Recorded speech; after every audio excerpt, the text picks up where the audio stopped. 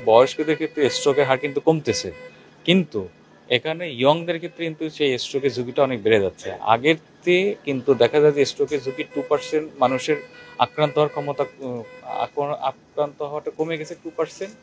Bundle থাকলে প্রতি সেনমানিতে টাকা বাঁচবে। বিকাশ সেনমানি বান্ডেল কিনে জিতুন প্রতি লেনদেনে।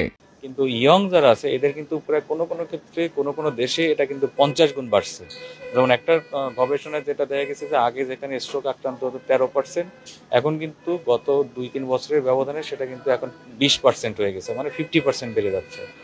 তো এই জন্য আমরা অ্যাডাল্টদের ক্ষেত্রে স্ট্রোক নিয়ে যত কথা বলতেছি বা তাদের প্রতিরোধের জন্য যত কাজ করতেছি, ইয়ংদের ক্ষেত্রে কিন্তু ওইভাবে কাজ করতেছি না। তো আলটিমেটলি তাদের কিন্তু হারটা অনেকখানি বেড়ে যাচ্ছে।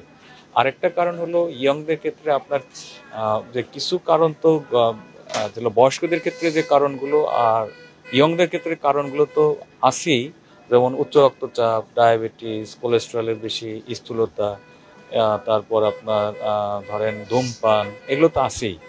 এর সাথে আপনার ইয়ংদের ক্ষেত্রে নতুন করে কিছু কারণে ইয়ংদের ঝুঁকিটা বাড়ে। একটা হতে পারে যেমন এখন যে মাদক, মাদক তো একটা ওয়ার্ল্ড ওয়াইড এবং আমাদের বাংলাদেশে একদম আনাচে কানাচে সব ছড়ায় গেছে। মাদকের কারণে কিন্তু ইয়ংরা খুব বেশি স্ট্রোকে আক্রান্ত হয়।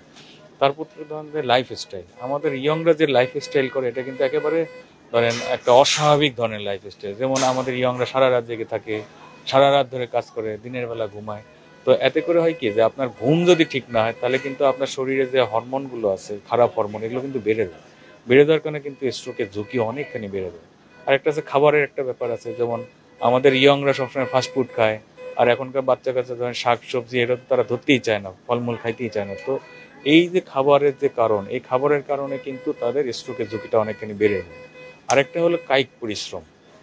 আমরা ছোটবেলায় যখন ছিলাম আমরা কিন্তু সবাই ধরেন খেলাধুলা করতাম, মাঠে যাইতাম, প্রতি আমাদের ধরেন নিয়মিত একটা প্রতিদিন বিকেলে খেলা। এখন কিন্তু খেলার এক হলো তারা খেলার জায়গাও নাই, তারা খেলার আগ্রহ নাই, তারা ওই গেমস খেলে, টিভিতে খেলে, মোবাইলে খেলে। তো এই কারণে কিন্তু তাদের শারীরিক পরিশ্রমটা হয় না। শারীরিক পরিশ্রম না হওয়ার কারণে কিন্তু তাদের স্ট্রোকের ঝুঁকিগুলো বেড়ে যাচ্ছে অনেক। তো যেগুলোর কারণে বয়স্কদের স্ট্রোক হয় আর ইয়ংদের যেগুলো স্ট্রোক হয়, এর কিন্তু আলাদা আরো কিন্তু বেশ কিছু কারণ আছে। এই কারণগুলোতে আসলে ইয়ংদের কিন্তু স্ট্রোকের হারটা অনেকখানি বেড়ে যাচ্ছে। আর আমরা বয়স্কদের ক্ষেত্রে যতটা আমরা এমফাসিস দিই শারীরিকভাবে সুস্থ থাকার, ইয়ংদের ক্ষেত্রে আমরা এমফাসিস দেই না। একটা যদি আপনাকে সরি আমি থামালাম, যে একটা বয়স্ক মানুষ সে 45-50 বছর, তার কিন্তু একটা চিকিৎসার মধ্যে থাকে, সে উচ্চ রক্তচাপের ওষুধটা খায়, কিন্তু ইয়াং এর ক্ষেত্রে এইটা একটা কারণ কিনা যে রক্তক্ষরণজনিত এটা বেশি হচ্ছে, রক্ত জমাট বাঁধাচ্ছে, রক্তক্ষরণ বেশি হচ্ছে, এবং এখানে দেখা যাচ্ছে যে তারা তো জানে না যে তার উচ্চ রক্তচাপ আছে, সে তো জানে না সে ডায়াবেটিস আক্রান্ত, সে তো জানে না যে তার আপনার কি বলে ওটাকে ব্যাড কোলেস্টেরল আছে। এইগুলো কি একটা কারণ? এবং আপনারা ইয়াংদের ক্ষেত্রে কোন সমস্যাগুলো বেশি পাচ্ছেন? আচ্ছা, এবং বেশিরভাগই দেখা যাচ্ছে যে খুব খারাপ অবস্থায় যাচ্ছে, অনেকের মৃত্যু হচ্ছে, এটা যদি একটু বলতেন। আচ্ছা, ইয়ংদের ক্ষেত্রে যেটা আপনি যেটা ঠিকই বললেন যে আসলে ইয়ংদের ক্ষেত্রে কিন্তু আপনার তারা শারীরিকভাবে ওই রকম ভাবে করে না। যেমন ধরেন আপনি চিন্তা করেন, আপনি বছরে কয়বার প্রেশার মাপান, আপনি বছরে কয়বার ডায়াবেটিস মাপান, আপনি বছরে কয়বার নিজের চেক আপ করেন? আমরা কিন্তু কেউই করি না। আমরা মনে করি আমি সুস্থ আছি।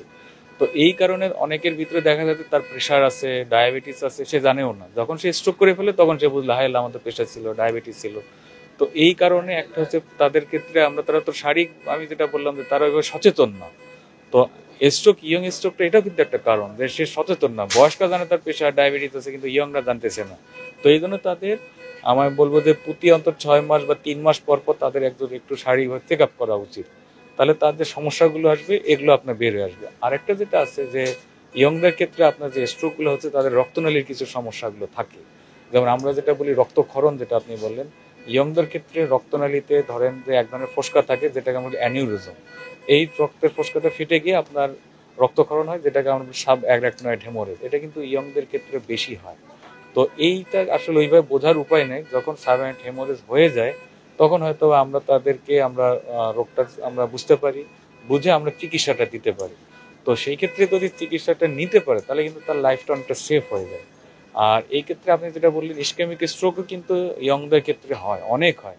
এবং দেখা যায় যে অনেকের হার্টের রোগ থাকে, যেমন হার্টের রোগের কারণে বেশি আপনার ইসকেমিক স্ট্রোক হয়। তো অনেকের ক্ষেত্রে হার্টের রোগ থাকে, এটা সে জানিই না যে তার হার্টের রোগ আছে, এখান থেকে স্ট্রোক হয়ে যায়। আবার তারপরে ইয়ংদের ক্ষেত্রে দেখা যায় যে আমরা যদি সমস্ত ধরনের ইনভেস্টিগেশন করার পরও আমরা কিন্তু 50% কারণ জানা যায় না সেদের ক্ষেত্রে, ইয়ংদের ক্ষেত্রে। তারপরেও কিন্তু আমি যেটা মনে করব যে ইয়ংদের ক্ষেত্রে একটা regular follow up check up করতে হবে। তাদের ক্ষেত্রে তাদের যেমন আমি একটা এমফাসিস দিই, তাদের ধূমপান, মদ পান এগুলো অবশ্যই বন্ধ করতে হবে। আরেকটা হলো তাদের শারীরিক পরিশ্রম করতে হবে, প্রতি মিনিমাম আধা ঘন্টা হাঁটতে হবে, খাবারটা ঠিক করতে হবে, ফলমূল শাকসবজি এগুলো তাদেরকে ঠিক মতো খেতে হবে।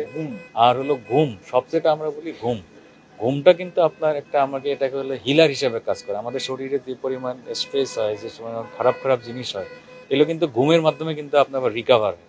তো ঘুম যদি ঠিক মতো না হয় তাহলে কিন্তু আপনার স্ট্রোকের ঝুঁকি অনেক বাড়ে।